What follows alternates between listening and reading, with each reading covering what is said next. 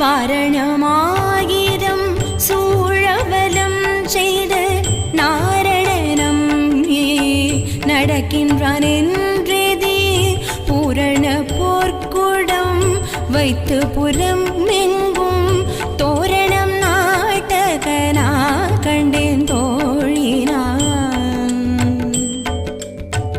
நாளை வதுவை மணம் என்று நாளிட்டு ஆளை கம்மைகு பரிசுடை பந்தற்கீழ் கோளரி மாதவன் கோவிந்தனின் மான்வோர் காளை புகுத கனா கண்டேன்